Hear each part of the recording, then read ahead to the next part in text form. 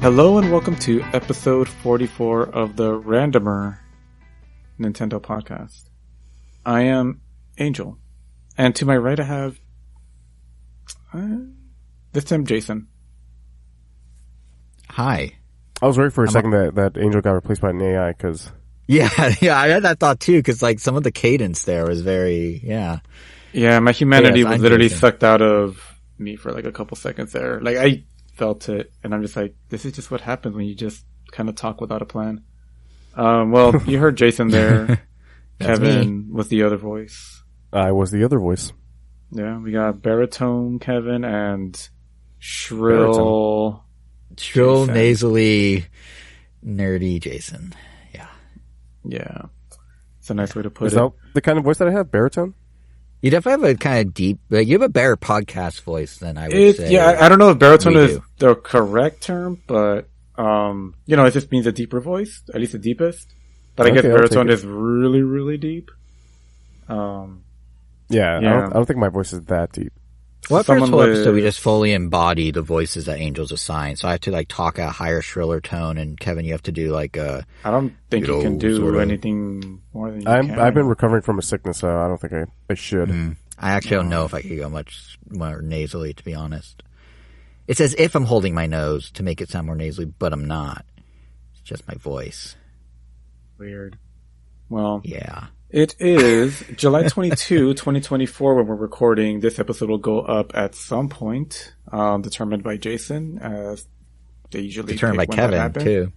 Most likely July 23rd, which is tomorrow, which is 4 hours from now. If anyone wants to really know the inside track, we record this at night before it goes up further at night.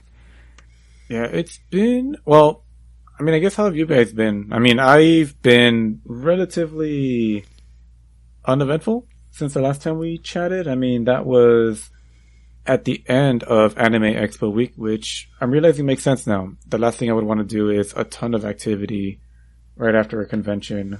So looking back, I didn't really consume a ton of media, at least a ton of new media. I played some more Tales with my brother, which is great as always. Watched some more Ace of Diamonds, which is great as always. And I did try, actually, I guess I could talk about this. I did try some pizza called Prince Street Pizza, if either of you Oh, ever yeah. tried that. Yeah. The one in the Oh. Arts District? There could be one in the Arts District. There's one right next to Salt and Straw. Is that what we had, Jason? No. I know we had pizza. Oh, you had it with me. Oh, I was there. Oh, you're talking about last weekend. No, I'm not. But Well, what it just we so had happens, I last guess, that- weekend was a place called, pause for effect while I looked it up, a place called better not be Prince Street Pizza. Della Nonna. Okay, so not Prince Street Pizza, which I guess is also at Arts District. But No, I don't know if melanoma or whatever you just said is in... Della Isn't the Nonna. Arts District. No, Della Nonna is across from 82, the video game bar. Oh, gotcha. Yeah. Which, So the edge. Yeah, which is like it's half a block away from the Arts District? Because that's technically Little Tokyo at that point, right? No, I think it's technically still the Arts District, but it is right at the edge. yeah, I mean, it's right there. 100% at the edge. Yeah. Yeah. So if both of you have had this Prince Street Pizza, do you remember it enough to give me thoughts on it? Was it any good? I haven't had it. I know of it. All right. I've been to the Salt and Straw right next to it. I have also been. I've been to that Salt and Straw We- where I once all had an three of ice us have- cream. yeah, all three of Together us have been to that Salt and Straw. together. And if I recall, that Salt and Straw is where once I got crushed up bugs on my ice cream. Real story. And Angel once got a spritz of orange mist that I think was just aerosol, and you paid like $1.50 for that. No. He paid a quarter. Here's the thing. Angel paid a quarter for a spritz of only a like quarter? orange on his Yes. chocolate shake. Yes. Yes. Horrible idea. So boy, we all have memories of being adjacent to Prince Street Pizza or whatever it's called. Yeah. But we've never Also, if been you in. ever go to Salt and Straw, I definitely recommend taking your own straw because they give you paper straws. Oh, they give you paper are- straws, yeah. It's the worst thing. Why would you want a paper straw with a milkshake of all things? That thing is just gonna like wreck the heck out of that straw. I don't think I've ever had a straw survive a whole milkshake. But I would again, like to take a straw poll, by the way. Listeners, if you carry around your own metal straw, as Angel has done in the past, please let us know by commenting to @randomnintendo on Twitter, because I'm very curious what the size of the market is for like metal straws, because I think it's more of a thing than I think it is. But I'm always surprised that you've done it yourself, Angel. To be fair, while I do own 3 of them, I did not purchase any of them. You requested them from Santa, I know. That was your big Christmas gift. Now, one, I believe I got in Santa Barbara back in the day. 7-Eleven? Is it 7-Eleven? Where they have the slushies. 7-Eleven. Yeah, my sister bought me like a thick, giant orange one. That's like a metallic orange one. That's really cool. That I just kind of always had on my pencil cup on my desk forever. And on rare occasion, when I remember that I have one, I'll take it with me to get a milkshake. Or, wait, is the orange one that sits in your pencil cup is the one you drink from? Doesn't it have like eraser bits and lead and stuff on it? On the other I mean, it's obviously thoroughly cleaned when said event happens. Obviously. And then I just have these 2 other metal straws that they gave us at work because they're trying to be very environmentally friendly, and they got rid of all the straws. So they gave everyone metal straws and said, if you lose these, that's it. But, so I would like to amend real quick before we get into your story.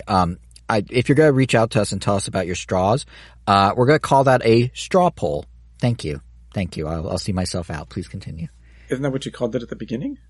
Wait, did I already make the joke? Yep, I made the joke and I forgot I made the joke? Yep. Yeah. Wow. I'm going full dad joke. I'm forgetting the jokes I just made. That's like the ultimate dad move. And I'm not even a dad. Oh, great. Okay.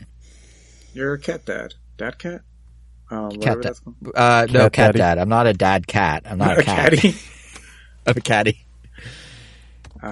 Well, the reason I bring up Prince Street Pizza is because there is one by where I work, Santa Monica area.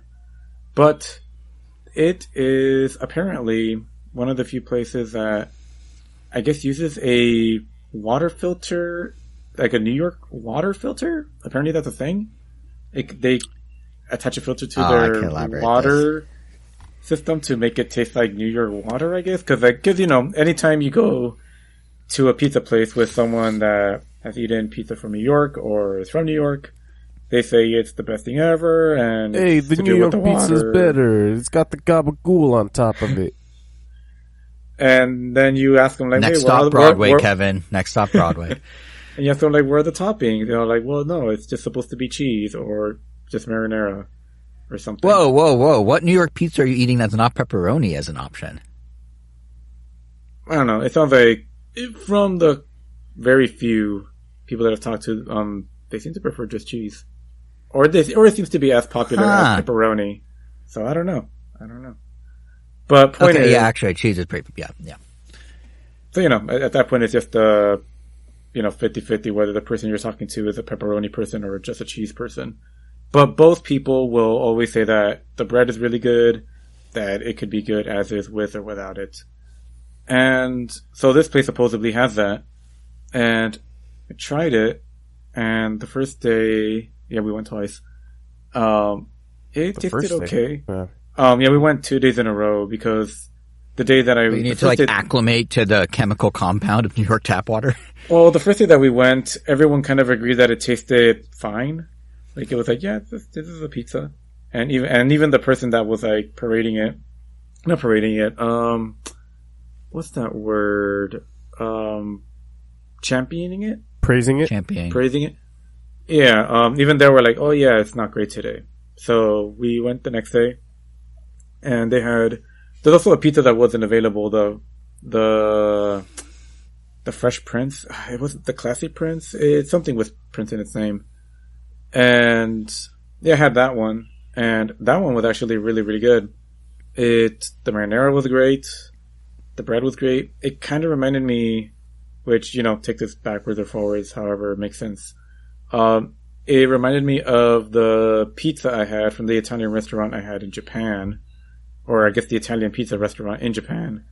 That was really, really good. I think that was one of the first few times I finished like a whole pizza that was literally just marinara and another one that was just the cheese, and they were amazing. Like, they definitely did need the topping, just that and a beer, and that was perfect. But it was pretty good. It wasn't like mind blowing, but it surprised me. Like, I had average expectations, but yeah, it passed them. I will say though, Jump to Buck wise, it's like right on the border where I'm all like, yeah, this is fair for a $6 pizza. I do this again for a $6 slice. It's a huge slice. It's like bigger than a slices are slice. big. Yeah. Yeah, it was pretty ginormous. And for $6, did you fold it in half to eat it like a true New Yorker that you aren't? I don't think I would have been able to eat it if I didn't fold it in half. Okay, good. The structural integrity to hold itself up. Yes. Yeah, I guess it just kind of happens like naturally. You just have to fold it. And yeah, but this pizza place, I guess, has a thing where if you just check in through Yelp, you get a second slice for free, which is kind of nuts because that's $6. So both days I had 2 slices for basically $3 each. At which point, because that promotion doesn't have a limit, it's essentially just $3 pizzas forever unless you just forget to check in. There's like literally no reason to not check in, unless you feel like, no, I think it's time I start giving this restaurant 12 whole bucks. Which, I mean, I guess I can, but it's just too good of a deal to pass up. I don't know if that makes me a bad person, but it makes me. You're not a bad person if they're offering you the deal and you're choosing to take it. You're not putting them at gunpoint and being like, I'll only pay half. Like, they're offering you the deal. So you're a good person.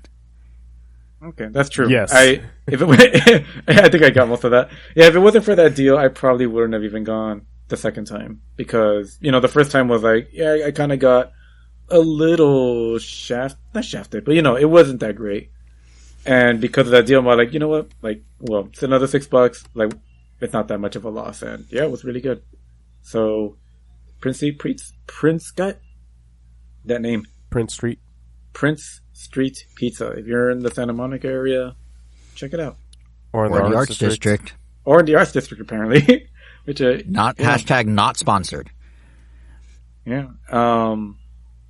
So yeah, that's pretty much all I've really done. Besides, we'll talk about it later. But I've also caught up to and finished The Boys season 4. I will say before we go too far away, pizza's not the only thing in New York where they do this water chemical compound.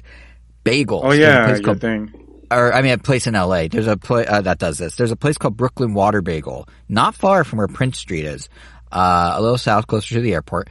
That also has a giant, basically, vat that they run the mineral makeup of New York tap water. So they take LA tap water, run it through that. No, they take tap water from LA, put in the minerals and stuff and the ratios of New York tap water, and then use that, much like the dough at Prince Street, to make a quote-unquote genuine New York bagel. And I would say more so than pizza, and I can say this as a Jewish man, bagels, it is very easy to go wrong. A lot of bagels are just bread with a hole in the middle. A true bagel, that New York water actually makes a difference. Well, you heard it here. And yeah, just like you said, the person that took us to that restaurant grew up in New York, and they were saying that, yeah, it's as close to the real thing as possible, that they may not be able to tell the difference if they did a blind taste test. But, yeah, definitely curious to try this bagel place you mentioned now. So, yeah, I want to see what other hub is. It's actually halfway between your office and mine, so. And New York pretzels, apparently. And what else is New York apparently has that's better? Public transportation systems. A Nintendo store, although San Francisco's now getting one too. There's a lot they have that we don't. Saturday Night Live. All right, can you make me feel better about LA real quick and say a couple things? I would not put Saturday Night Live on the positive. Not anymore, at least. Okay, well, what can LA do that what do we can got counterbalance New York? That actually make them jealous. We got a lot of food variety. I'm guessing they do too. In-N-Out? Do they have In-N-Out? They do not have In-N-Out. They only have Shake Shack, which we now have too. So, yeah, we have In-N-Out. We have a lot more, we have authentic Mexican food. I once got a burrito in New York City, and let me tell you, they had the concept. in New They York. had the concept of a burrito having beans and rice and cheese and stuff, but the sourcing of those ingredients was not good compared to out here. And I have multiple people that can agree with me and vouch for that. No, LA does surprises Mexican me. food a lot better. Yeah. Because there's not as much, it's more of a Puerto Rican population out that way. So they have a lot, and like Jamaican and stuff. So they have like really good like restaurants in that direction, but they don't have just like a good old, greasy burrito type of situation. So our taco game is potentially better? Our taco game's probably better. We probably have a bit better in terms of like ramen and stuff. And we got Frankensons. I'm sure they have an equivalent, but Yeah, and we have In-N-Out, as Kevin said. And for I'll anyone take that's that one. not in LA or New York that's listening to this, I'm sure your state has things too. Or city, but we don't know what those are. So we can't add them to the pile. yeah, you Nevadians got Las Vegas. That's true. The Yeah. South has Whataburger. That's true. also Which known honestly I as wasn't that whatever impressed burger. with when we went. It was okay. It was okay. But No, Whataburger sucks. I'm sorry, listeners. there is a place, I forgot what it's called. It's like Culver's or Carter's or something with a C that's in like the Midwest that's supposed to be pretty good. It has Yeah, really good custard. Culver's. It's, yeah, Yeah, Culver's. it has really good custard, apparently. Yeah. Huh. Isn't regional food interesting? We're such a big country physically that we can have all these different regional food, while in Europe, each country just has its food, and that's it, because that's the size of the country. They're tiny. But, yeah. Yeah, so much pride in their foods, but it can all be great. Yeah. So, food variety is the spice of life. So that was me. What about you two? What Jason? about it? Been sweaty. Been That's moist. what's been going on with me. I've been moist. I've been sweaty. It's been hot in LA. Yeah. It's been hot, and I chose in that heat to go stand in line for multiple pop-ups for multiple things. So I was just sweaty and slightly sunburned. It's really pre-gaming for Comic-Con, where we proceed to go stand in line for multiple things and get sweaty and sunburned. But like a week ago, I did like this pop-up for the Bear, where they flew out Mr. Beef, the restaurant that the Bear is based on, the sandwich shop. They brought the owner and the beef here and served it. And it was like a 2-hour line, and the beef was very good. And it was served to me by one of the actors from the show, one of the Fack brothers, Teddy. And then I got to meet Ibra, the guy that plays Ibra, the guy who runs the window in the later seasons of the show with the sandwiches. Which when I is was the leaving. owner of the beef. Oh wait, not Ibra. I'm sorry. The guy, the owner. He's in the show. He plays. He is. Yeah, I didn't talk to him, but I saw him when I was there too. Yeah. So yeah, I did that, and that was sweaty and hot, and then but it was delicious. And then 7 days later, I'm like, what if I sweated up again? And I went to a pop-up for Childish Gambino's new album, Bando Stone in the New World, which is part album, part IMAX movie, part conclusion of a full circle of his career. And I guess in the movie, the character, this Bando Stone character he plays, that the album's kind of the soundtrack for, we meet him in a convenience store. So they made the convenience store. They converted a liquor store here into like this whole fake convenience store full of like Bando Stone stuff, and then they like had like this laser show, like you just be in there, and then they just start doing this crazy laser show all over the store, which is kind of cool. And I got a hat, so that was another sweaty moment for me. And then I was like, let me put the hat on my sweat and make it even hotter. So sweaty, that's my answer. How about you, Kevin? Yeah, I've been sweaty, just moist, damp, whatever other terrible word you want to use in the dictionary. Boiled? No, I've just been busy with work. Finally get to have a nice. I wouldn't say relaxing with Comic-Con, but it's gonna be nice Yeah. to have a little vacation. Yeah, you Yeah, it's two gonna have be Comic-Con fun. this week. That's really exciting, actually, for both of you. It's so much like, I mean, I feel like I'm running like the Situation Room at the White House or something. Like the amount of like on top, like I'm waking up early and like I have all these alerts set up because everything's now, in this digital age, a lot of stuff you can do at Comic-Con is ticketed in advance. So you have to like catch it at the right moment and then get a link and then get the tickets and then, do all that. So I've been like up early. I've had alerts on. My phone battery has like died in 6 hours flat because I've just been constantly doing stuff. But yeah, it's looking like it's going to be a good con. We're going to be doing some good stuff. That's how I got the Childish Gambino thing too, was just like happy to be on top of all my alerts.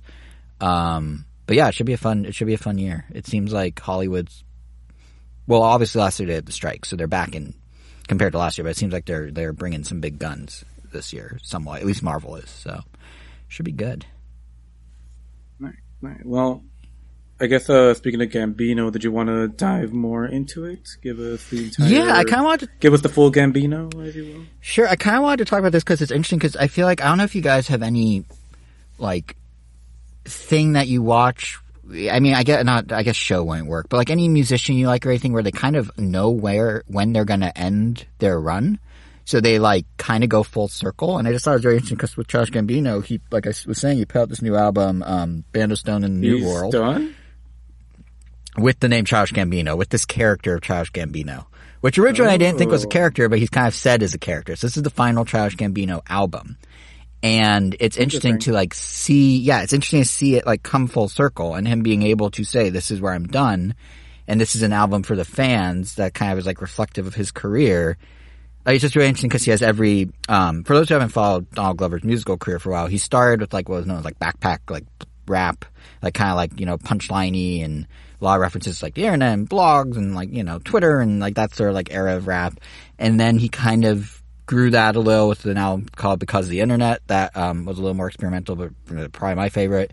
And then he sort of made a left turn and went into like funk and like funkadelic and did Awaken My Love, which has his biggest hit, the Grammy-winning hit of his, which is my favorite. Oh, interesting. And then from it caught me so off guard because he announced it with like 3 weeks notice, and then I was like, oh, here we go. It's gonna be like Because the Internet was great. What comes next? And then I was just like, oh, this is not what I expected, but it was really well done. Yeah. And then from there, he did 3/15/20, which came out literally the weekend the world shut down in March of 2020 with the pandemic. And that was, I think he kind of rushed it out a little, like it sounded a bit unfinished. It was a bit of a mix of kind of the funk stuff from Awaken My Love with some elements of his other stuff, sort of more subtly. And that just kind of didn't really get a promotional cycle or anything because of COVID. It came out the same weekend that The Weeknd's After Hours came out, which had Blinding Lights on, and kind of just like took over the conversation and the zeitgeist very quickly. So that kind of like didn't get a lot of traction. And then it was silent for a few years. And then in like April, he was like, all right, guys, I'm wrapping up Childish Gambino. I'm going to re-release 3/15/20 as in its finished form, now called Atavista. And then I'm going to give you a new album this summer. And this new album is actually Atavista, ATA. But I will say, if you sing one of the songs has Atavista in the chorus, and Isla Vista, as in our angel of my college town, yes, it fits perfectly, and you can easily pretend it's an anthem about Isla Vista. But yeah, he put that out, and he's like, okay, now I'm going to do one final album, and he framed it as like he really likes the idea of when artists did soundtracks for movies that kind of expanded beyond the movie. Like he referenced, I think Prince did something for Batman at some point or something like that. So he had this idea of like, what if the theme of the album is it's a soundtrack to a movie? So he like made a movie and then made this as the soundtrack companion piece, whatever you want to call it, for it. So there's like pieces of the movie, which still aren't out, in the soundtrack. And like everything's thematically connected. Like the store pop-up I went to is a store from the movie, not from the album. He never name drops the store in the album or anything like that, but it's kind of this whole interconnected piece, which he did once before. Because of the internet, he wrote a companion screenplay, but they never turned it into anything. It's just something you could read along while you listen. And this, again, because he's kind of going full circle, this feels like the final vision of what he tried to start doing with Because of the Internet, he's now doing here. And then throughout this album, at least in my opinion, you can hear all these like touchstones of his past styles. Like there's some like really like rapidy rap songs, there's some pop songs, there's some like kind of more funk, there's some more like island music stuff because he really did experiment with island music for a while with a little side EP he did. Like, I don't know what to call it, like calypso almost. There's references in the lyrics to phrases fans or him would say in the early days. There's my favorite, like, really solid thing. He, in his first album, Camp, has a Super Smash Brothers reference. Like, he makes a Super Smash Brothers pun. And then in this album, the home run sound from Super Smash Brothers is sampled in the background of a song. And I don't know if he's like, oh, I'm going to do Because Smash Bros. Was in this album, I'm going to put it over here. But I just like, oh, like literally every little thing he like found a way to kind of follow up in some way. So it's just been really fun as a fan to like digest all the, like to follow his whole career, because I started with the mixtapes, and then hear not just his evolution, but see him kind of come back around and sort of be like, yeah, I did this, and now here it all is like one complete package, including this habit of his of going into new genres. There's a song or two on the new album, which again, because he always seemed to be shifting genres, he went into like pop punk almost for a couple songs, like guitar driven stuff. And it's super catchy. It's honestly two of my favorite songs on the album. So yeah, it's just a really fun time to be a fan of his. And he's kind of saying this is for the fans, and he's saying like, you know, he wanted to make an album that's full of songs that'd be great to play in arenas. And this tour, he keeps saying in interviews, like, this tour, you're going to love this tour. If it's not the best show you've been to by the end of the first song, I'll give you your money back, which of course he's kidding, but still, like, he's doing like a victory lap for fans essentially. And that's really cool to like see an artist not just know their ending and get to it and like kind of reflect on everything in a way that sort of is almost like Easter eggs in like a Marvel movie or something, but to do it in a way that like is really for the fans, and it's hopefully most fans find exciting. I know I'm into it, so I'm excited for that tour in a couple months. But yeah, it's been a good time to be his fan. He's pumped out like 2 full albums essentially in the last 10 weeks. So yeah. Is he just gonna go by his name now, or is he just? No one really knows. He's basically saying Bando Stone the thing. So Bando Stone in the movie is his character. So the movie's about a singer who goes by the name Bando Stone, whose real name might be something else, much like Gambino, how he's really Donald Glover. And then the world ends. And what can this guy do? What can he contribute? Like, he meets another survivor, and it's just like, what use are you? You're a singer. What, is there anything? So there's kind of like, what do you do? So I guess there's some meta commentary there about like, I don't know, how he couldn't just be a singer even when he was Childish Gambino. I'm not sure, but yeah, that's kind of the premise. And then the album kind of navigates through all that. And there's also a lot of closure in the themes too. Like, he used to talk early on in his stuff about like all his relationship problems and not being able to find like the right person, and like, you know, kind of there's this whole like long, almost like poem at the end of the first album where he's talking about like, you know, he sort of like met a girl on a bus, and then like they went to camp together, and then like that was it. He never saw her again. Like, the bus left with him on and her not, or something like that. And then this album ends with a song about how he finally found a place. I think the line is "a place where love goes," and it's like all about his kid and how he's married. And like basically he's like, yeah, the Childish Gambino. He's married with 3 kids, yeah. But one of the kids stars in the movie with him actually, and is on the album, and they trade verses back and forth. But yeah, it just feels like there's like this whole arc to this Childish Gambino character, who at first I thought was just him, but based on what he's saying now, it seems like he kind of was drumming up some aspects of it to make kind of this character that could have this arc, which is kind of interesting in and of itself. But yeah, so that's pretty much where I was at with Gambino. I don't know, have you guys ever had like something you're a fan of that you've been really satisfied with the closure of? I mean, I know TV shows are the obvious one, like, but is there anything that you've really just been like, yeah, they nailed it, like, I like where they're going with this when it ended? No, I desperately need the Killers to finish off their... Oof. I guess not off the top of my head. I feel like there has to have been. But the things that honestly are popping up in my head didn't, and how I expected, or, you know, just, I mean, I don't know. I mean, it's a horrible example because I'm literally like a deer in the headlights right now, but I was thinking, like, yeah, I give you no like the Donkey Kong countries. Like, if it wasn't for 3, I could be like, oh man, like Donkey Kong Country 2 ended just perfectly in my opinion. And not that 3 is a bad game, like, it's not a bad game. I love at all. 3, to be like, honest. I mean, yeah, like, I would argue like 3 is a good game. But something about 3, something about when it came out, or something about it, I don't know, I just wasn't interested, at least in Super Nintendo days. As much as I loved 2, as much as I loved everything about it, I just didn't really care to play 3.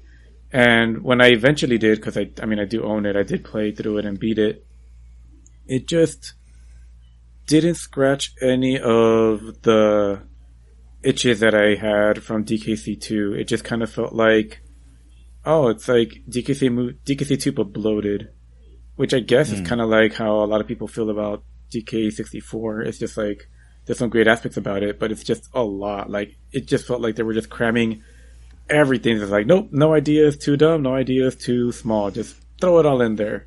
Sure. Yeah, banana birds, yeah. Random bears, collect coins, get random scavenger hunt, trading quest, yeah, throw it in there. Third person shooting, bosses, yep. It's all, yeah, just. I mean, it was rare at its rarest. Like, yeah, you know, they took everything from Banjo and Jet Force and put it all in there, yeah. Yeah, it just felt like they took, like, Donkey Kong Country 1 felt, you know, I just because I'm kind of struggling to find the right word, it felt simple and, simple and cautious, but like, definitely still, I guess, like risk taking. Like they tried something, it worked, but I could feel the smaller scope of it. And then DKC2 felt like it took that and it just kind of upped everything.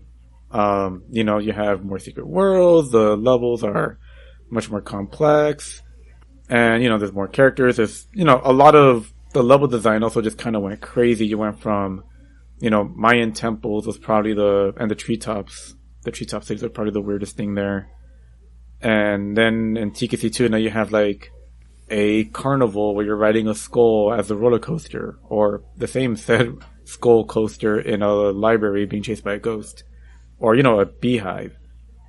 But yeah, and then DKC3 came along and it just felt confusing because it's like grounded in some areas because you're kind of spending time in camp for a little while, so you have some more grounded woodsy areas, but then you're also in the sewers, you're in, I don't know, weird snowscapes, you're in a lot of actually, I don't know, it's weird. It's very industrial, Donkey Kong 3, Country 3. Yeah, and which, I guess intentional, because you have like, almost everything. Well, it's like, I mean, they hit that in the earlier ones with stuff like the mine carts. They just went all in on that theme. Oh yeah, but whatever it was, and obviously because we're just being like personally, like it didn't feel like it did that. Sure. Which doesn't answer that question.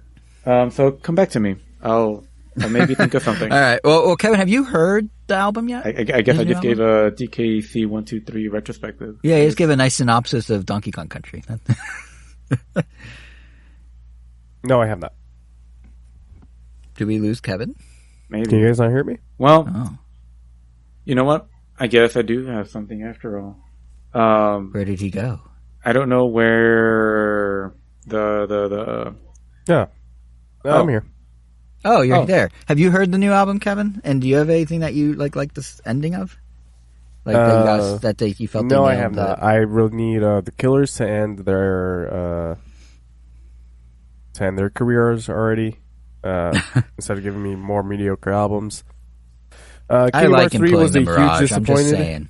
Kingdom Hearts 3 was very, very disappointing. Let me see. Game of Thrones was terrible. Everything's been a big disappointment. Mr. Robot was the last thing that I was happy with in terms of conclusions. I knew there was something. Shows, it's easier because shows like have a beginning, middle, and an end. I feel like a music career is interesting to actively put a pin and be like, this is where I will stop. Is definitely like, yeah, because I mean it's the intentionality of like they choosing to stop here that makes it tough, because I could say something like, every Rhythm Heaven that has come out I've loved more than the last, but it's not like they chose this is the last one, although Megamix definitely feels like oh, this might be the last one, so let's make it like a compilation, like literal Megamix of everything that's come before. Or it's a cheap way to pump out a game at the tail end of the 3DS's life, but that's just another way of looking at it. Yeah, which kind of goes like for any game or movie, because for the most part, like unless it's something smaller where you have the creator kind of actively saying like, oh yeah, this is where we're ending it, then because even Turtles, like the recent comic run that ended with issue 150, like the ending itself it was fine. Like I enjoyed it, but it wasn't like, oh man, like they ended it at the perfect time. But you can't even really say, because there's a issue that comes after. It's like a 3-issue short thing. I forgot what it's called. It's like basically an epilogue.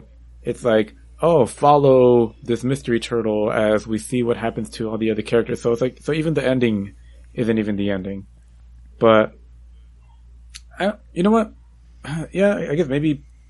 Yeah, damn, yeah. I'm trying to think of it. It's the intentionality that makes it. Yeah, there's. Yeah, I mean, I guess you could say like things where it's like it could have been milked more. Like, I mean, like Mob Psycho, I do like that it's just 3 seasons, and it just ended where it did. And of course, while I haven't seen the series, I do like that. At least, and obviously, correct me if I'm wrong, Kevin, because this could be horribly wrong.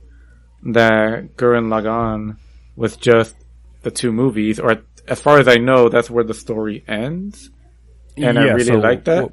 Well, the Well, it was the anime first, then that was 27 episodes that got adapted into 2 movies. But where the movie ends is exactly the same where the show ends. Oh, see, I really respect that, because that show is clearly very, very popular. Actually, a lot of Trigger stuff, like, they just end them after like 20-something episodes, usually. And as popular as they are, they could easily have milked a lot of those and just made more stuff. Like, Evangelion, like, I have yet to still watch the rebuild stuff. I think it's like 4 movies. Because I actually did really like how the original series ended. You know, the 24 episodes, and then the end of Evangelion movie. Like, even if it was just those 24 episodes, I would have enjoyed it right there. I would have liked that. I think definitely not in the majority with that, but I definitely enjoyed the existential, introspective end that it went to. And then we got a movie that kind of gave us the best of both worlds. And I would have been cool with that. But then, you know, they're like, but wait, there's more. And I don't know. It's kind of a weird, like, I'm good. Like, maybe I'll watch them one day. I'm always curious because God knows they have so much merch that has the 2 characters that get, well, one character is just new to the show, and the other character just, I guess, gets more screen time. Mm-hmm. Which kind of confused me because I'm like, I thought they were an angel. I don't know if there's still an angel in this one or what the deal is, but yeah. I don't remember. Yeah, the dude with the white hair. Mm-hmm. But yeah, so, that's a good one, Jason. It took all my willpower to not be like, you're an angel. And then yeah, I did. You did. Anyway. Yeah. Yep. That's all she wrote. But, yeah. Well, thanks for tuning in now. But yeah, I'll think more about that in general. I do kind of want to reflect on that. But yeah, almost everything I like, I guess it is kind of taken by, it goes from creativity. Like even Turtles, I do like that. Every iteration of Turtles, they do choose a definite end and are like, you know what, we're ready to move on to the next iteration. And sometimes those endings are great. And that might be the most applicable thing here, because like I think Donald Glover will still do music in some other capacity, in some other way. Yeah, they're just reinventing themselves. Childish Gambino, that era, that iteration is done, just like with how the Turtles reinvent themselves. So that may actually be the most one-to-one here, funny enough. Yeah. Oh, there you go. All right, Turtles. Pretend I said that first. Sure. Okay. Rewind the clock. That's what you said from the beginning. Yeah. Yes. All right. Well, let's see what we got on the docket here. You know what? Let's get one last Jason Burst. Nintendo World Championships. Yeah. Okay. So the game only you bought, I believe. I'm pretty sure Kevin did not buy this, right? I didn't even know it released already. It came out on Thursday, which is Nintendo's new day of choice, and I kind of miss Friday because it's kind of nice going into the weekend with it versus whatever. Anyway, yes, They did that for Thousand Year Door as well? Yes, that is officially their new release day is Thursdays. So it's on the eShop Wednesday nights for those who do digital, and that's available Thursday. I mean, it's like the 4th time. I remember when it was Sunday. I remember when it was Tuesday. Like, they keep shifting it. It was Friday for a long time. But I did like Friday, because, like, I hope no one from my work is listening. But, you know, if it was a slower day and I had a new game, that was nice. But you can't really do that on Thursday. They're not as slow. So... Anyway, yeah, but Nintendo World Championships, NES edition. So I don't know if you guys remember last episode how I said the new Super Monkey Ball was probably the most video gamey game I've played in a while. I'd like to take that back because Nintendo World Championships is literally a game about playing games in a like high score, well, I guess best time kind of way. It is the gamiest game. The theme of the game is you are playing games. So I think that now takes the cake for most gamey game. But what I found interesting though is that while it is centered around like competitive play, it's competitive play through like the lens of like Nintendo accessibility. You're not speedrunning entire games. You're not able to utilize glitches or hacks. The game will outright rewind you if you try and do a hack, but it still introduces the idea and feeling of like being in this big competitive scene, trying to shave seconds off all these different challenges the game throws at you. And these challenges come in a variety of shapes and sizes. There are 13 NES games represented here, ranging from Mario and Zelda to more Mario and more Zelda to Metroid, Kid Icarus, Ice Climber, Kirby's Adventure, a handful of others, Balloon Fight, Donkey Kong. Each game has its own, escalating amount of challenges that are all like kind of speed runs you have to do. So like the original Super Mario Brothers, for example, has a very early challenge of just getting to the first mushroom in level 1-1. It takes only a couple of seconds. How fast can you do it? But then there might be like a mid-tier Metroid challenge that it might need you to navigate all the way up to the top of a corridor as fast as you can and, do the platforming and dodging or shooting enemies. And that can take like 20 seconds. Or maybe there's a later, there's like a Super Mario Brothers 2 challenge where you might have to knock an enemy off their flying carpet and then ride that carpet through a big chunk of the level. And obviously that takes a little longer. So they do progressively grow in scope. But the name of the game in all of these challenges is just to get the best time you can. In speedrun mode, it's to top your own previous personal best. In the local multiplayer mode, which supports up to 8 people, it's kind of like a party game in that sense. It's to outpace your friends who are sitting on the couch with you. In the game's survival mode, it's to get the latest times in a series of challenges against 7 other competitors in round 1, and then 3 other competitors in round 2, and then finally a one-on-one race to the finish against just one competitor in the 3rd round. And then in the game's namesake, the World Championship mode, it's a series of, I think, 5 challenges in which you want to get the best scores, and then you can compare your performance against other players around the world at the end of this like weekly entry period for that given challenge set. And once you hit the end of that period, it then shows you how you performed. So all said, it's a lot of kind of mixing and matching of the speedrun single player challenges, of which again, there are like 150. But they're presented in all these different sequences and situations and contexts. And within that, I've found there's actually a lot to like. I think survival mode has so far been my favorite. It takes the ghost data from other players and pits you against it as if you're playing in real time online. So it kind of has like this very like live competitive feeling. And it also makes it so it's instant to play, even though it's pseudo online. So there's no lobbies, there's no wait times. And the game does seem to be consistently online. So I get the impression it's not necessarily only pulling people's survival mode performances, but maybe their best times from across any of the modes in the game, which, if my understanding is correct there, that's actually a pretty cool way to fold in all the game has to offer in this kind of competitive way.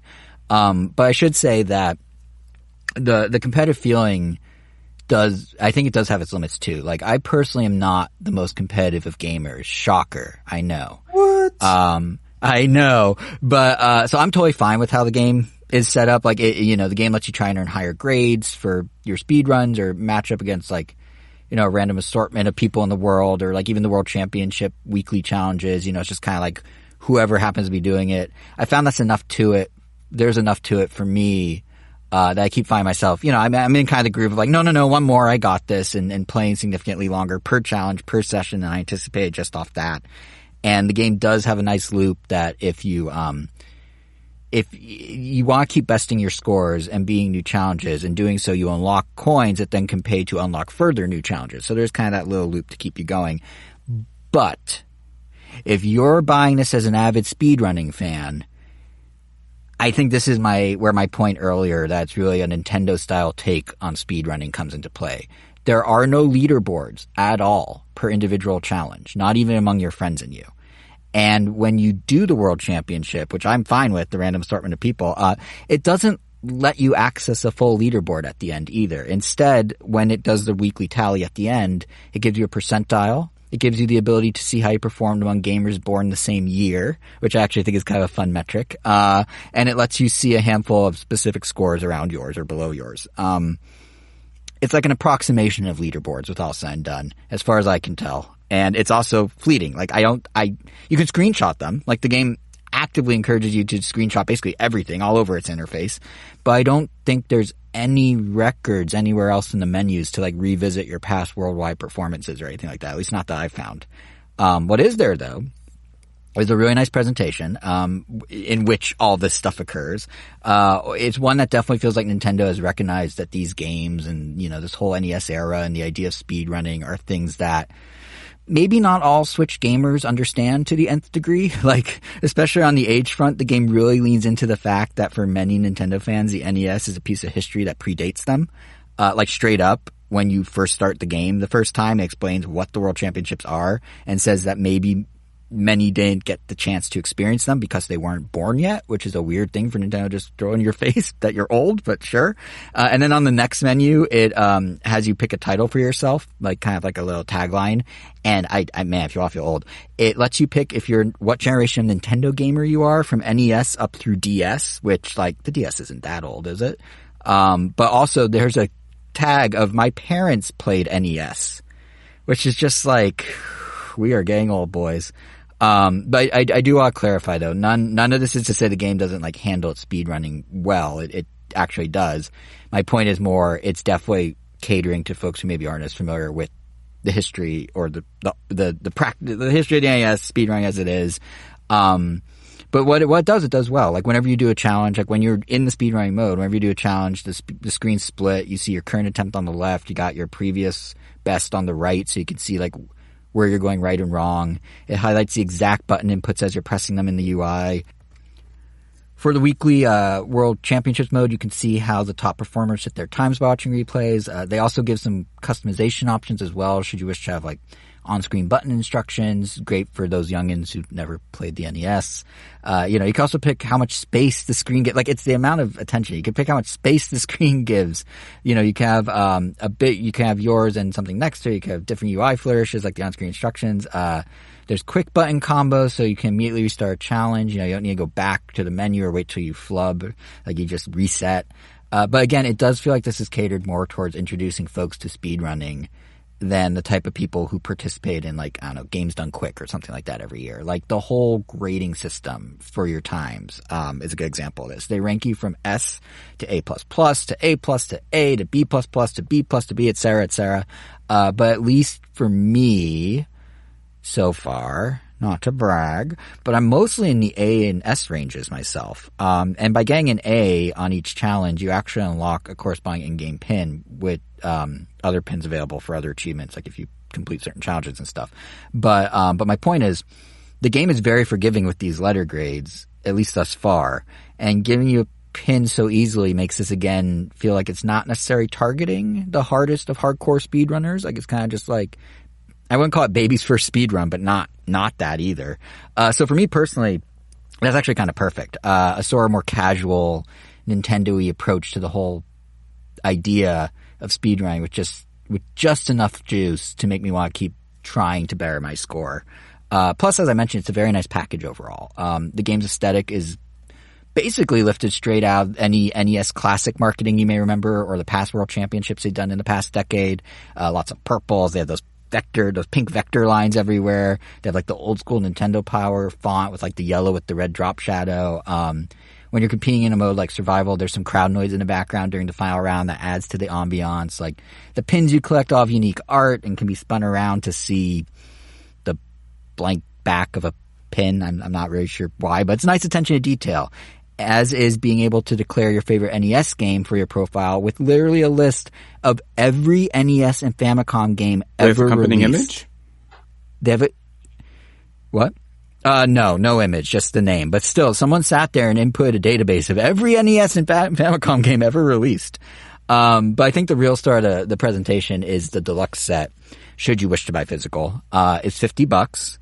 But it comes with a really cool replica gold NES cartridge that has its own like clear stand, so you can display it like a little trophy. There's a really nice set of pins that mirror the in-game art, the in-game look, of those in-game pins. There's art cards that are like box art on one side and pixel art on the back, and it's all packaged in like this rather hefty box with some nice shiny embossing on it. And it's just a cool collector's item, which is admittedly a big part of why I bought Nintendo World Championships in the first place. I think the real question now, for everyone who has the game and has been playing it or is interested in it, I think the real question becomes like, what's the longevity of the core game going to be like, especially for folks who only bought digital and spent $30 for what's currently here, which again is presented very nicely in the software, but it is not the richest of content per se. It's 150 challenges. It's all just speedruns. It's not getting its remix where there's other stuff. And there's some rotating sets of challenges on a weekly basis that just takes the 150 and mixes and matches them differently. Like you can tell, it's very well done, but you can tell this was a filler release in the waning years of the Switch. And they found a good gameplay loop, and I'm enjoying it, but you can tell. And it does feel rather ripe for perhaps some DLCs, some sort of expansions, if the game is selling decently enough for Nintendo to want to do that. I can see them F-Zero 99ing this, so to speak, deepening the competitive aspect with maybe some per challenge leaderboards. That could be a biggie to rope in some gamers that maybe aren't interested right now. I could see them adding more NES games. I think maybe licensed third-party games like Tetris or Mega Man would be cool to have in here, because it would also fit Nintendo's goal of sort of introducing some NES history and speedrunning concepts to those not as familiar. Those games might draw in some other people or introduce other people in new games. It almost feels like a perfect way to get folks to check out Switch Online and be like, oh, well, if you like this game here, the full one's available with a subscription, which for all the praise I've been giving Nintendo World Championships, weird omission compared to NES Remix. There's no way to click out from the game and go to play the other games in full. Like NES Remix would take you to the eShop or the Virtual Cup, whatever. There's no equivalent here. It seemed like a no-brainer, but I guess they just didn't. I don't know. I mean, but overall, all of those I think it's available on the eShop Nintendo thing? I believe so. Well, not necessarily the eShop, but they're definitely all on Switch Online. Yeah, I'm pretty sure they all are, and if not, they could roll it out for the one or two that aren't and just put them in the library. But yeah, I think they're almost all there. So it just seems like again, one of those things where it's like, oh, they just pumped this out in the waning years, maybe they didn't really think they needed to do that. But if it gains enough traction, maybe it's something they add. I don't know. I'd say overall at this point, where I stand with it now is I'd say your mileage may vary based on what you want out of the package, whether you're buying it, as part collector's item, part game, like I did, whether you're getting it strictly as a game. But I will say, whoever draws you into it, you might be surprised by how quickly it can hook you into just saying one more try, well beyond that initial one more try. I found myself saying that a lot and still going one more. Okay, now this one's one more. Okay, I'll stop here. And I feel like in and of itself, that actually speaks volumes about the gameplay here. So if there's any interest in a kind of welcoming open arms take on speedrunning, this is worth checking out. I've been enjoying it more. I am pleasantly surprised by how much I'm liking the game versus it just being a collector's thing I'd pick up and try a couple times. So that's my very long take on a game that you would think would be very easy and quick to talk about. But that is where I'm at with Nintendo World Championships. Oh, well, I don't know if that's enough to convince me to buy it, but I am glad that it exists. At the very... Yeah, no, that's fair. Is it a full price game? What was that, Kevin? Is it a full price game? It is $30 on the eShop, $50 for physical with all the cool perks, all the cool little doodads. Yeah.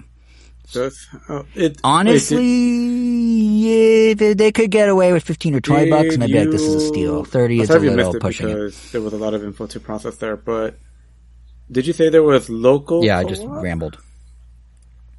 There is local multiplayer for up to 8 people. It is not co-op. I very quickly... I glossed over it really quick. So basically it's to elaborate on it, it's basically the survival mode where you have 3 rounds, 8 people, then 4 people, then 2 people, all competing in a set of 3, different NES challenges from different games. And they can do that as a local multiplayer experience. Yeah. And it's kind of like wacky party game because, you're trying to get the best time and maybe you're shoving friends to screw up how they're doing and, it's that sort of thing. But there's no online, direct online support where you could play a friend online or anything like that, which was kind of a bummer because one of my friends actually was going to buy it and we were going to play online until he realized you can't truly play online. You can only do the ghost data in survival mode, which is fun.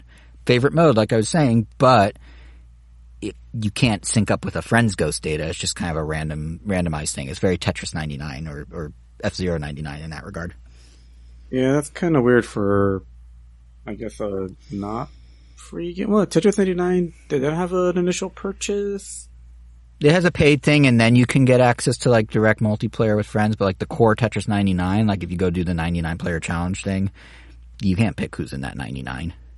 And this is kind of the same way. You can't pick who's in your survival mode of 8. It's just whoever they throw at you. Because it's all ghost data. Yeah. It's not real time at all. Okay. Because, it's been years since I played Tetris 99, and I completely forgot if it was even free. Yeah, it's free with Switch Online. I still play Tetris 99 every max. I have yet to miss a Maximus Cup. I have all the special skins you can unlock. How long has that been out? So, oh man, way too. Oh, my computer just chimed. Way too long. Way too long for me to brag about how I've never missed one. I want to say like 2018 or 17 or something like that. It's been a minute. And I've never missed one. I take weird pride in this fact. Yeah, it's the one. You were talking about Donkey Kong 64 before. That may be the type of collectathon most people play, or like Mario Odyssey with the moons. I collect skins in Tetris 99. I wish you just ended it as I collect skins. But I collect skins. Also, it came out in 2019, so it's only that's still 5 a long years time. old. But still, 5 years. I'm patting myself on the back right now. So, all right. Yeah, well, I'm proud of we've that. We've had quite a lot of Jason. I think before we a lot of Jason. end with something that I know we can all talk about, I guess let's take a little break from Jason and talk about the boys. Just the boys. You guys are actually shooing me away because I don't want spoilers. Just the boys. I'm actually just starting it next week. I don't know what you are. So I'm a man. But yeah, I'll dip out. Someone ping me when you're done, but enjoy your conversation of the boys. I don't know if we will. Anyway. Do your best. Alright, so I'm guessing you watched this as it was airing? Did you watch it per week, or did you kind of like binge it all? Yeah, I was watching it per week. Yeah, I think Absolutely. kind of. Right? I mean, I pretty much saw an episode per day until I think I maybe finished it 2 days after episode 8 came out. Like it just kind of happened to work out that when I started watching it, I think there were 6 episodes out. Yeah, that's about right. Yeah, because then I watched it for about a week. And I think the next day was when 7 came out, and then, there was 8. And I was like, oh, sweet, perfect timing. I didn't even know that was the finale of the season. It just kind of popped up, which was interesting. But overall, I guess... you didn't get it by the title season 4 finale? I didn't look at the title. I try not to look at the titles. Oh, okay. It was literally called season 4 finale. I've been shafted by titles to the point that I do my best to try not to see them. Sometimes it's impossible to miss them.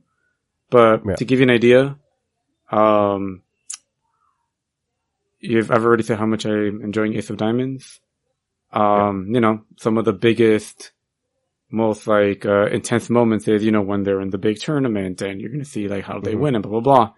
And you're did you say oh my god, I don't know where it's going to go. This is the kind of show where they would make the main characters lose, or maybe they'll make them win this time. They trick you a couple times, but you're they always keep you at the edge of your seat. And then as I click to the next episode, which feels like it would be the resolution, but I don't know. It's literally just called, winning the game. And it was what the heck? It was pretty much like that.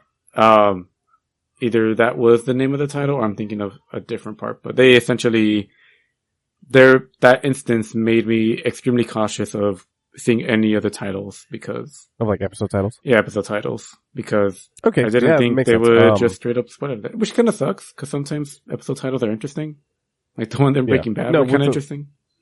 But with The Boys specifically, all of its episode titles are very non-spoilery. This episode was the season, and we're gonna get into The Boys season 4 spoilers here, so we'll have Jason just timestamp it. But the episode was originally called Assassination Run, and in light of some real life events, they decided to, hey, maybe we shouldn't call it Assassination Run. So that's why on Amazon it's called season 4 finale. Oh, okay. I did not know that context. Yeah, and even the episode even started with, hey, everything in this episode is completely coincidental to what is happening in real life right now. It was the first time that The Boys ever started with a disclaimer like that. It's funny. I noticed the disclaimer, but I immediately just thought, has that always been there? Maybe I just never noticed because, sometimes I skip the recap or something, and I just assume maybe it's just part of that, and I just never noticed. Oh, that makes a lot more sense. But I did but yeah, the parallels did cross my mind, so it makes sense that was a thing. Yeah. So I think it was last episode or 2 episodes ago where I gave my feelings on this season just a little bit. But how are you feeling? How did you feel about the season? Overall, I enjoyed it. Mm-hmm. But it definitely didn't feel, I think, as strong as maybe season 1 and 2. I'm trying to remember what season 3 did, but season 3 was the Soldier Boy season. Oh, okay. That one has some interesting tidbits to it. Damn, I don't know where I would put season 3, but yeah, there was some stuff I liked about season 4. I'm definitely, the whole A-Train arc, I thought was pretty interesting. Just the fact that he literally just became full circle. Well, I guess not really full circle because he didn't start like that. But I guess his redemption arc, if you could call it that. It felt believable. I enjoyed seeing that. But I don't know why. The Frenchie stuff didn't really... Yeah, the Frenchie stuff... It felt like the weakest sort part. of came out of nowhere. Yeah. It just felt like, oh, we need a conflict for him. I'm like, didn't he just go through a whole thing in the last season? That felt like that was like his big thing, and now it's this apparently, and it's enough for him to throw himself in jail. Like, it just kind of felt like, oh, okay. And then, he just got out of jail. And then, he just gets out of jail after not being in one episode. Yeah. Yeah, that just kind of felt arbitrary. Or just like... The Shifter... Yeah, the Shifter character was like cool, but like to be introduced in the second to last episode, I think I'm following the cut of your jib where it's like, yeah, this absolutely was the boys' weakest season. Not necessarily a bad season, but definitely no one's gonna put this on the top of their season. Well, I'm sure there will be, but like I feel like a majority of people will probably put this at the bottom of their the boys' season rankings. Yeah. I know I definitely am. Yeah, and I guess to that point, like, in no ways would I say, like, it was, like, a bad season. Like, I definitely enjoyed my time with, the season. I enjoyed every episode for the most part. I don't think there was anything that would make me go, like, oh, okay, like, this show is really starting to, like, just, like, it's just losing it. But yeah, like, I mean, like, the stuff with the Frenchie and, there was another plot point. But, yeah, I don't know. Maybe it was, Victoria, Vic Newman's like power was very inconsistent this season. Yeah, yeah. At first I thought it was like, oh, wait, unless it was established at some point, but it just seemed like her powers have never been really established. Because it seemed like aside from just she can pop heads. Yeah, at first it's like, oh, cool, she could just pop heads. I mean, that doesn't automatically make someone, invulnerable or really like resilient. And then it's like, okay, cool. I guess now she's just bulletproof at point blank. And I guess... Right, which we never understood we never understood how powerful her powers made her, right? Mm-hmm. So like... Yeah, so like... Especially... Go for it. No, you're right. Like, it's... Like, it was kind of like, yeah, like, okay, I guess that's... It was just more like, okay, I guess you could do that. Or I guess that's just another thing. Like, typically the powers in this show are, you get a power plus an ultra, like, super boost where you're pretty much bulletproof or something else, right? So like the Deep is super powerful, but he can also withstand a lot of pressure, which in that fight where he has it with Starlight, me and your brother talked about it afterwards, like, wait, what do you mean they just couldn't kill the Deep there when they knocked him out?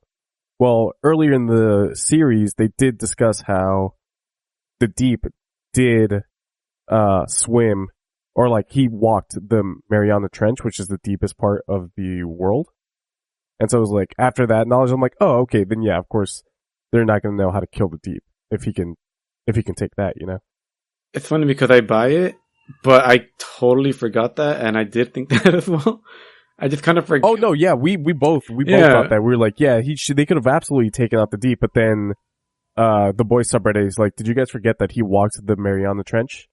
It was like, oh, okay, yeah, it makes sense why they wouldn't. I feel why like they'd be like, oh, okay, yeah, we just can't kill him here. Yeah, I think they needed to do a better job of reminding us just how strong he is, like physically, because usually he's just kind of played off as like, like a punchline or just like the punching bag. Yeah, he's the gag character, right? And especially with like comic relief. Comic relief. Yeah. And most of the time, he's just like super afraid of Homelander to the point where it's like, if anything, I feel like, oh man, this guy could get like his head snapped at any moment. So when you actually see him like taking a beating and then like surviving, it's like, oh, I forgot he's tough. Or just yeah. And then I guess unless I missed it at the end of season 3, but I had forgotten that no, I didn't forget. I guess I missed the part where they hired a new Noir. Like I remember how he died at the end of season 3. Yeah. Or at least I thought he died, because then when season 4 started, I'm like, wait, I thought he died. Did he just like regenerate like in between seasons, or did they hire someone new? And then this was just a new Noir. Yeah, and then later they kind of say like, oh, okay, yeah, you're just acting, and then he's like, oh yeah, they gave me nothing to work with, or he just has like nothing in his locker or whatever. But and then on top of that, this guy can fly, and he's also super strong. Yeah, he was. So at the very least, it seems like you are super strong, super resilient, plus whatever power is like your trait, right? So like Starlight, she's super powerful, super resilient, plus she has her like energy beam things. Homelander is super powerful, super resilient, plus he can fly and shoot laser beams. The Deep, he's super powerful, super resilient. I guess he can, he's a goddamn fish. Yeah, I guess, and I'm guessing it's safe to assume A-Train is also resilient, but besides it being fast, most likely. Yeah, I wouldn't be surprised if he's like super resilient, and then his thing is, oh, he's just fast. Yeah, and yet the Splinter, the dude that could split himself up, could just be killed by being whacked in the head and the back a couple times. Yeah, well, I'm sure there's like varying degrees of power. I mean, we're not talking about the powers here. We're talking about season 4, but yeah, that's true. But yeah, I mean, seeing some of those, it still had, that same level of, I guess, raunchiness. They kept finding ways to like up themselves. I mean, I guess speaking of Splinter dude, or Splinter. Definitely a lot of, oh cool, I'm glad I'm not watching this in the living room kind of thing. But. Are you talking about the Web Weaver episode, the Sex Dungeon episode? Oh, I meant more when they found that dude that could split himself into multiple in the restroom, and just pleasing himself with his multiple bodies. Yeah, true. But also, the Web Weaver thing, which a lot of people really hate that episode. I do think it's probably the worst episode of The Boys, but it's still in my mind like a 6 out of 10. But unless I miss something, like a lot of the criticism of the season is like, man, Huey is just put through like the ringer this season. And everybody is like mean to him about it. Yeah, like the episode before he went through his whole thing with his dad. But I didn't quite get that unless I missed something else. Cause I mean, it felt like, oh, at the very least, like, Starlight, the person that he cares about the most, is like supporting him and like always there to comfort him. And it seemed like they had a pretty healthy like channel support system when like his dad passed away and all of that. So yeah. But then what people like really have an issue with, and I kind of understand, and I'm sort of in that same camp, is where once it's revealed that he was with the shifter, she was Annie was really, really mad at him. And it was like, but he's the victim here. What are you getting mad at him for? Yeah, because it's not like it's still not technically Annie, but it's not like other shifters where it's just like taking the appearance. Like in this version of shifting, they take all their memories, which is crazy. All their memories and their feelings. So they were able to say basically like say something only I can say. Like they could literally do that. Mm-hmm. So, I mean, I'm not saying like, oh, they, he's innocent or whatever, but like that's why you do it in the show, because it's right. It's the only time you can have some kind of like, well, they're literally the same, identical. I mean, outside of the way they portray themselves. I mean, she gave herself away with the whole like a furnace in here, but I will say I did enjoy overall the Sage character as well. It was kind of interesting to see. Okay, yeah, I want to bring her up. Sister Sage? Yeah. The whole lobotomy thing was kind of an interesting part. Like, oh, you know what? I could see that I mean, it kind of reminded me of, like, Rick Sanchez, or anytime you have like a smart character kind of theme. It's like, oh, they're always depressed in some way because the smartest people always have to be. And, her way was, just lobotomizing yourself to not be yourself for a while. But, yeah, but definitely. Although, the couple, I think it was maybe like twice that it was like, this is all going according to plan. Okay, well, no, now you're fired. Okay, this is still all according to plan. That part felt kind of, I mean, I guess it's like, oh, okay, you're just that smart, but I don't know, it felt like it didn't quite, I didn't feel like, oh man, that was such a great reveal. I felt more like, oh, alright, I guess. But yeah, like, for the smartest person, to be the smartest person in the world, everything that she came up with was very simple. But the show tried to play it off as like, man, she's like a genius. Where it's like, no, I'm sure another smart character in the show could have taken care of that. Like, it didn't have to take the smartest person in the world to come up with her entire plan. Now, granted, a lot of her pieces do fall into place in the season finale, which I think was the best season of the season. That's right, I guess the whole A-Train thing, like, or the whole mole planting. Yeah, the A-Train arc was great. He wasn't in the season finale, which was a little disappointing. So we'll see where he ends up. But yeah, the last episode, specifically the very, very end where Homelander has declared martial law, essentially, where superheroes now can just go after anybody. Oh, yeah, and then everyone basically gets separated. Oh, yeah. Everybody gets separated. Frenchie gets taken by the two Gen V characters, which I guess now I have to see Gen V Season 2 to see where that goes. There's a Season 2 already? Not, it's in production. Oh, I see. They're filming it. Yeah. Yeah, I guess I did, well, not funny, and they're like, oh, this is hilarious, but like, it did, because I did watch Gen V, there was one episode where like it very like briefly like pops up in a news flash, like, oh, something about these missing kids from Godolkin or something. And I'm like, oh, like I guess that's the tie-in. Like I thought that was just gonna be it. But, and then by the end it's like, oh, okay, it's now more, I mean, not that you need to watch Gen V to not be confused. It's just more like, oh, I guess you could see where some of these characters came from or see them more in action. Cause it has been a while since I saw Gen V, and there were a couple times where I'm like, that character's very familiar, or that dude with those powers. That I guess, yeah. So Frenchie gets taken by the two characters, and Kimiko finally speaks her first words, which I thought was very cool.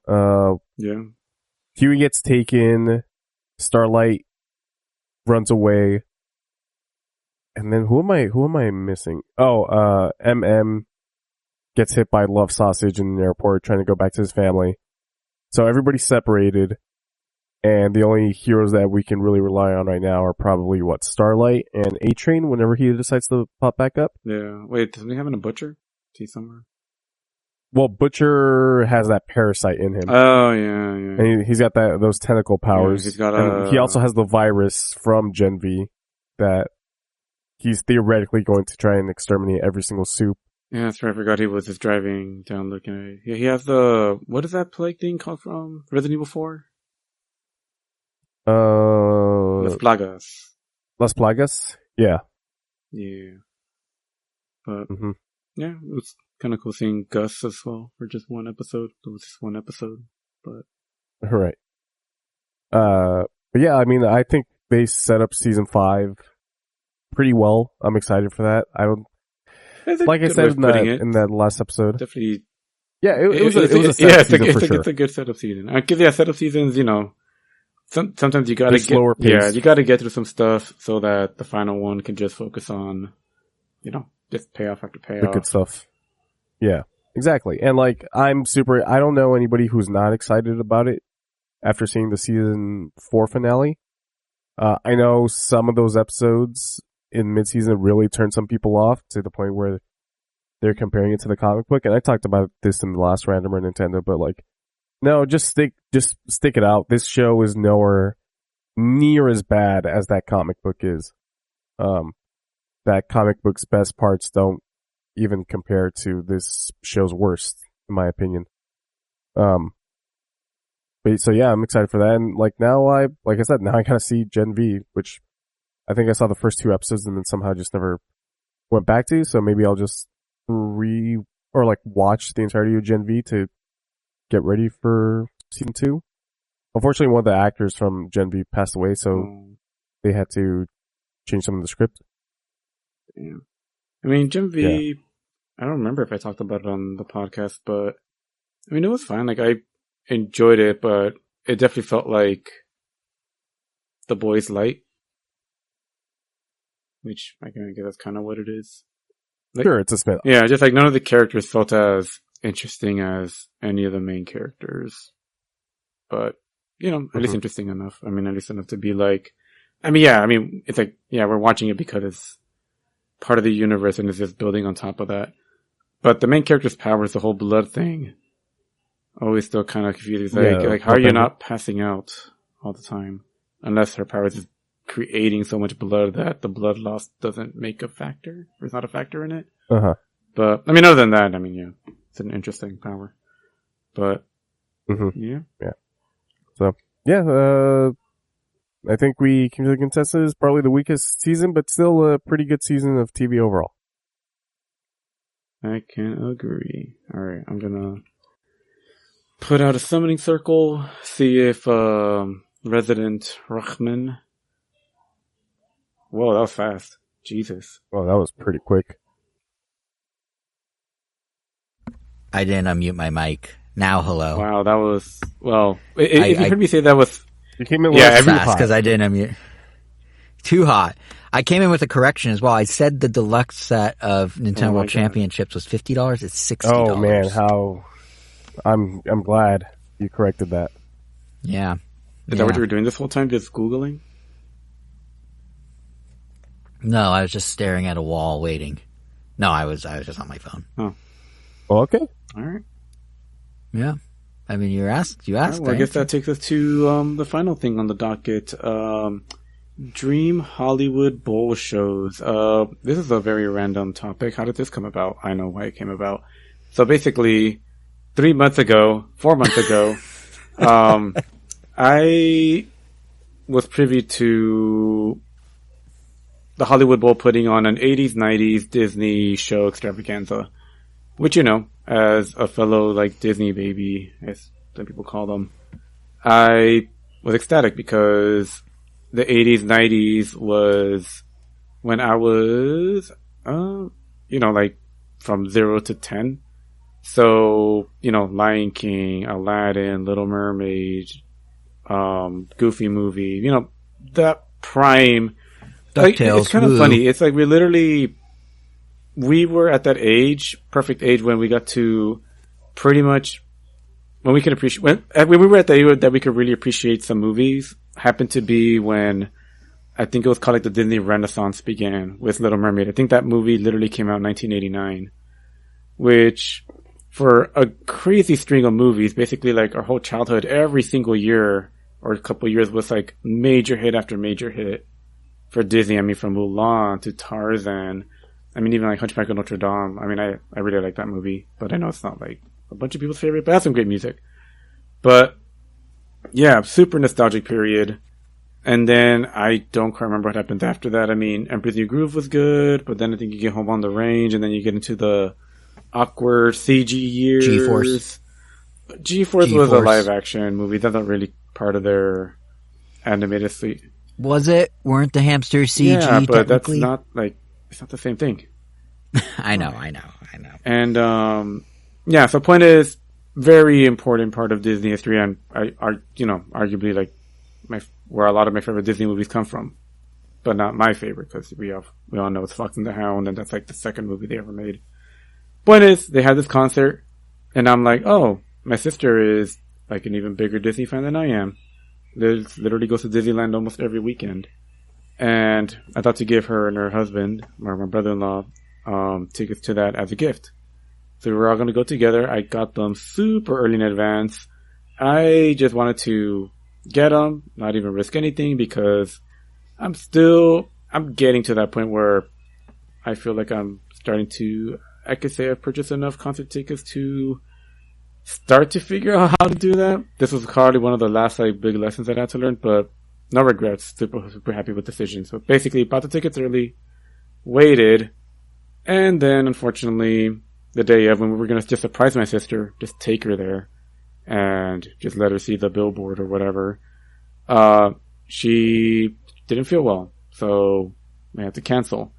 And frankly, like, I could have gone.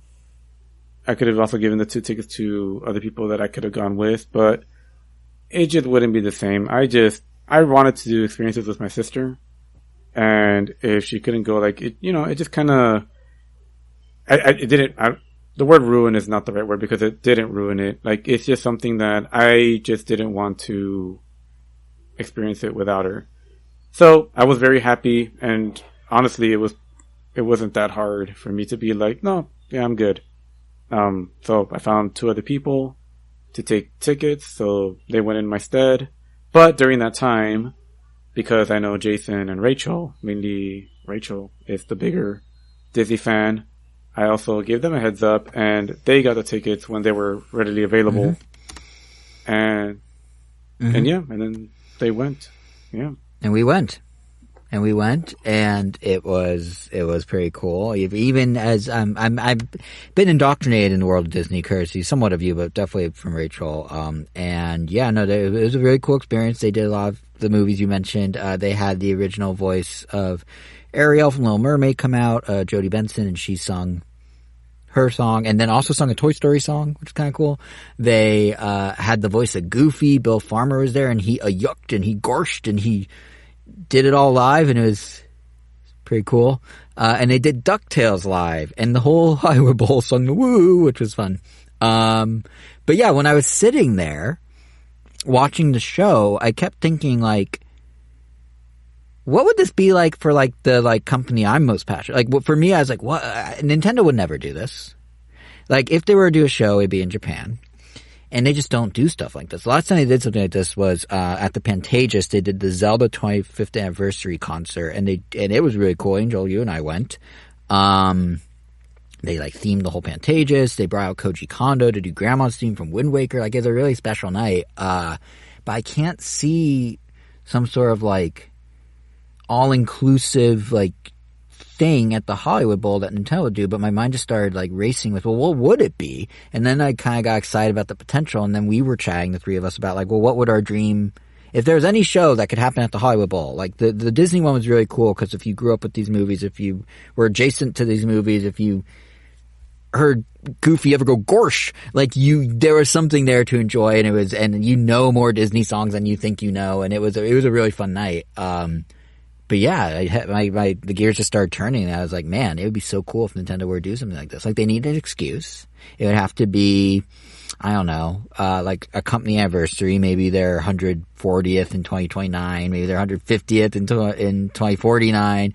They need some reason to be there, but one of the things that the Disney show did that was really cool is it mixed the more orchestral stuff with different genres of stuff, with like, they did a whole medley of Disney afternoon songs, which is where DuckTales was slotted in, along with stuff like Chippendale.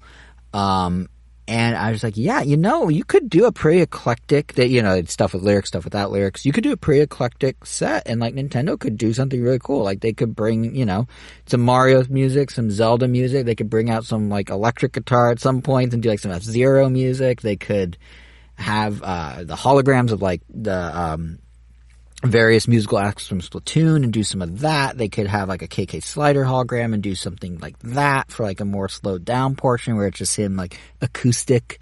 They could do lyrical stuff. They could, if they can coordinate with the Pokemon company, they could do like the Pokemon theme song and maybe pair that, if you really want to dig into Nintendo history, with like Kirby Right Back At Ya's theme song. They could bring out Jack Black to do Peaches, like you got to witness at the Hollywood Bowl a year ago for the Game Awards show. concert that you went to, Angel. Like, there's a lot Nintendo could do. It's just the question is, would they ever? And the answer is, I don't know. But I would love, like, the Disney one, as someone who's more of a casual consumer of Disney, I was super into. It's the only time I've been to a concert like that outside the Zelda one, where it's, they have a screen, they're backing the screen, what's on the screen with live music. They have, it's the only time I've done something like that outside Zelda, and I really enjoyed it. And it's just like, I could think of one other one.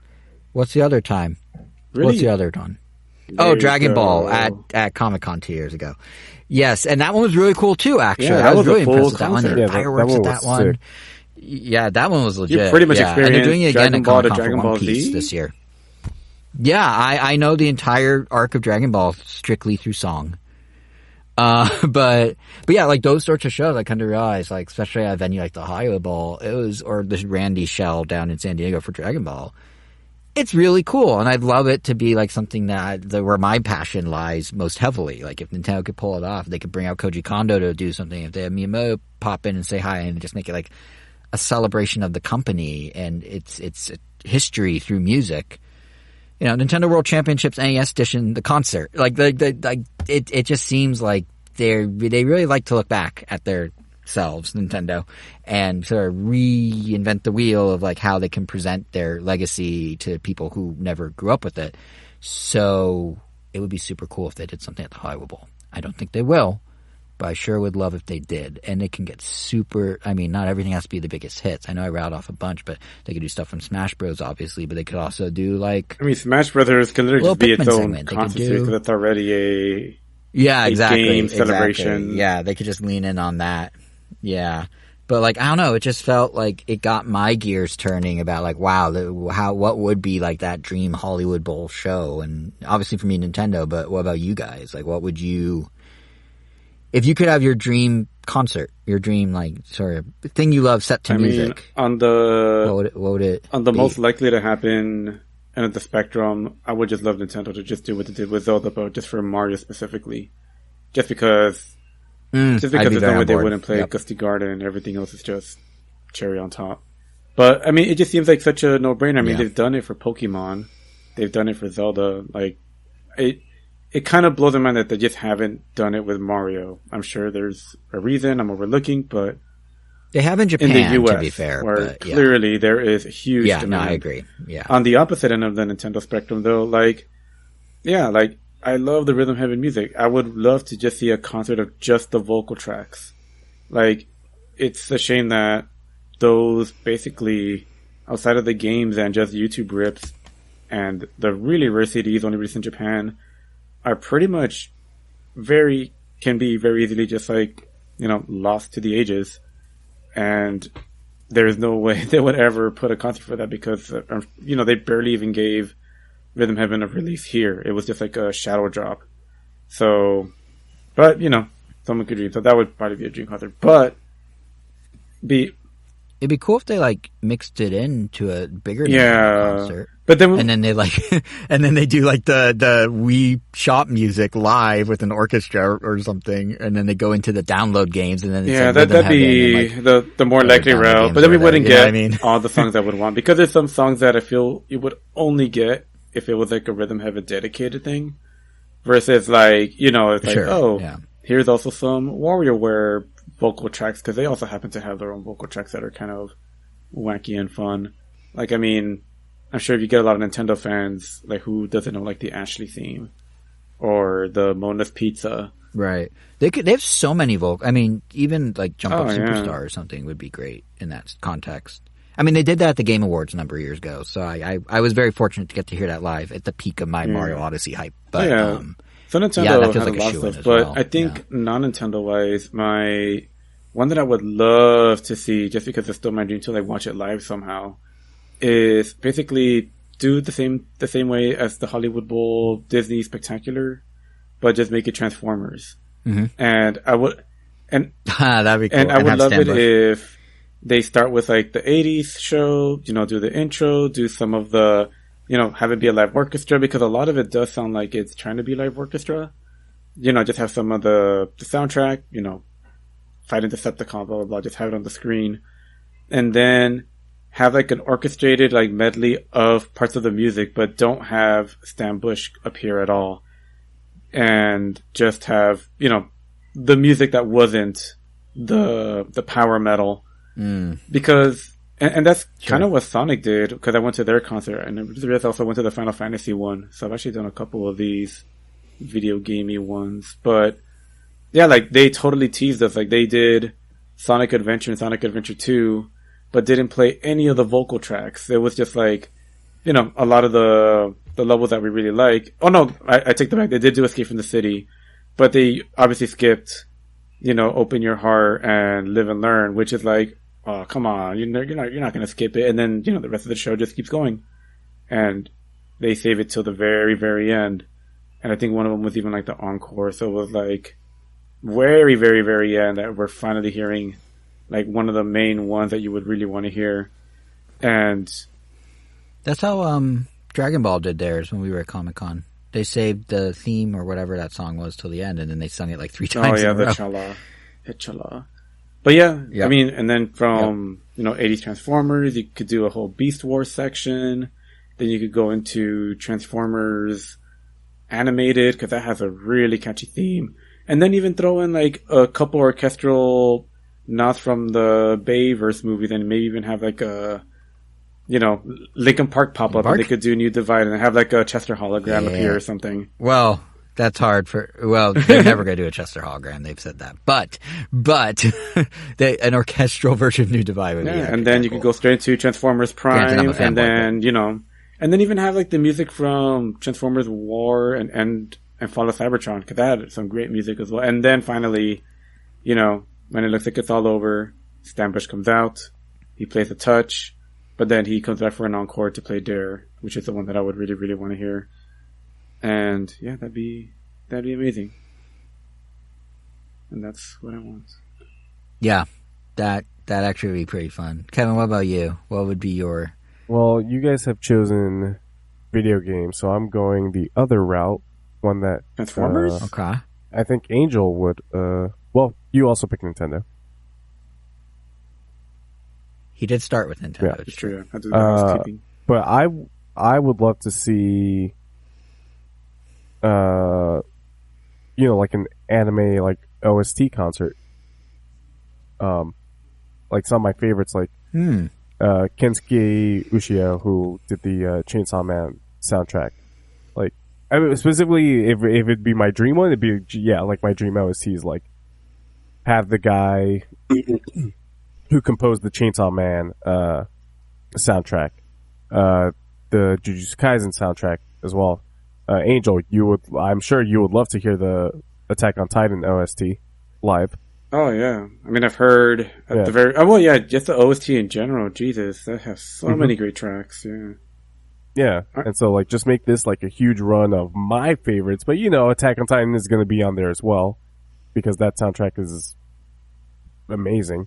The composer is called his name is Hiroyuki Sawano, and he also composed one of my favorite anime, like short anime called 86, which I don't remember if I talked about on this show before. I don't think so. Yeah, so like that person's composed a bunch of stuff, and then like Yuki Hayashi, who composed the soundtrack to My Hero Academia, like You Say Run is a very instant classic track that even Angel, you remember You Say Run, right? Maybe not by name, but I'm sure I know what you're talking about. Yeah, it's like that very inspirational like My Hero Academia track where it all builds up. Yep. Mm-hmm. Yep, like, and then like hell, put Yoko Kono from Cowboy Bebop on there so we can hear Tank live with a full team. That'd be sick. That'd be so much fun to watch on stage. It'd be sort of a greatest hits of like modern anime and some like older anime too. Like, yeah, just put some Yu Yu Hakusho like up there too. Yeah. That's what I would love. Even put the Pillows on there and have them play some of their hits from Fooly Cooly. That would be the dream concert right there. Aren't you going to a concert soon? I know you presented one to me recently. That That definitely sounds cool. Man on a Mission. Yeah. But timing is just kind of weird right now. I think it was today, actually. Oh. Mm-hmm. Oh. So I guess you didn't go. No, I didn't go. I ended up not going. You're here. Damn. Was it today? I don't remember. I think it was today. I don't remember. Well, next week, or actually, no, not next week. This Friday is the concert you would have gone with me had it not been for Comic-Con. So weird that they're playing here and not in San Diego. Like that is very good for me. No, well, yeah, obviously. Who is that? Who is they for the listeners' benefit? Flow. Who are you seeing Friday? Yeah, which they're calling it's just like their anime concert. So they're just playing pretty much just the songs they're known for various anime. Of course, Naruto being like the biggest one, but I know they've done a couple one. I think they did one for Code Geass. I think that's what they've done two for Code Geass, and the first one for Code Geass is the best opening of all time. Like, for the show or in general? In general. Oh, damn. Alright. Like, I need to hear that. Because I have not seen Code Geass. I just know of it. Code Geass is a... Code Geass also has an amazing OST. Yeah, put them up on Kevin's dream lineup. Angel, I do appreciate how you took Kevin's statement about being the best opening of all time as factual information. You weren't like, you're just like, of course, yes. When like Kevin says something like that, it usually tends to at least be like, I can really He's see not it. wrong. I know. It's like, according to like the Guinness Book of World Record, this is the best opening of all time. When other people speaking hyperbole, sometimes it's just like, I mean, I'm also the anime opening guy, so. Yeah. Yeah, no, you are the expert in this field. Yes. Yeah, I mean, I can't imagine how many anime you stuck with simply because they had a great opening or track. Mm-hmm. Like an anime that had a good opening, 10 openings in, like, all right, this song. I love this song. Yeah. Yeah. Oh, yeah. Yeah, because there was once I started to, there was a point where, obviously I love Sign and I loved Go. And at some point I'm like, they're sung by the same person. And then at one point I just started like looking into the rest of their music. And then there were a couple, I think Colors and Remember were some that I just kept coming back to. But I didn't know some of those were intros for other anime, especially Colors. Yeah. And I'm like, damn, I really love this song. So, wow, that's cool. I did not know Colors was the Code Geass opening. That is awesome. Yep. Damn. Remember, do you know what Remember is the opening to? Isn't it also Naruto? It's Naruto opening 8. Yep. Damn. Yeah, they had like 3 Naruto ones. And I hope they do. I mean, they have a Boruto one, which is the best Boruto opening, but it's for a filler season. Damn. That's unfortunate. But still cool though. No opening than opening. But yeah, I did buy one of their albums in Japan that it was just them covering all the most popular Naruto songs. So it's them covering, the second opening, like Haruka Kanata. Oh, I heard that. Haruka Kanata, and I did not enjoy it. It definitely is different for sure. I still enjoyed it, but like I definitely still prefer the original. And then they also have their own version of Bluebird, which is also very different. But so interesting. I definitely enjoy them. Yep. Ooh, thanks for the links. But yeah, going to watch Flow, and that does nice. And Hollywood Bowl, if you need any of our consulting, we all have great ideas, and you can reach out to us at ramnintendo.com. Well, I feel, unless there was anything else left to be said about the Dream Hollywood Bowl shows, I think that takes us for Jason to basically take over from here. I'm going to say in advance, okay. We'll give the final word to Kevin, so feel free to wrap it all up. Pass it to Kevin directly? Okay. Well, Hollywood Bowl, not only can you seek out our guidance at ramtown.com, but if you, the bowl, the physical structure, want to listen to our future episodes, or anyone out there wants to, you can do so by following us on Twitter for updates. You can do so by subscribing to us on any of the podcast apps, including Apple Podcasts, Spotify, Pandora, Amazon Music, iHeartRadio. We are Random Nintendo on YouTube. And individually, you can also see what we're up to, especially with Comic-Con coming up on the socials. I am JSR7 on Twitter and Threads. Kevin is KVN Gomi on Twitter. And Angel can maybe share his concert on Friday at World of Weros on Instagram, where he draws it all. So yeah, over to Kevin for the final word. We'll be back with some Tales from Comic-Con.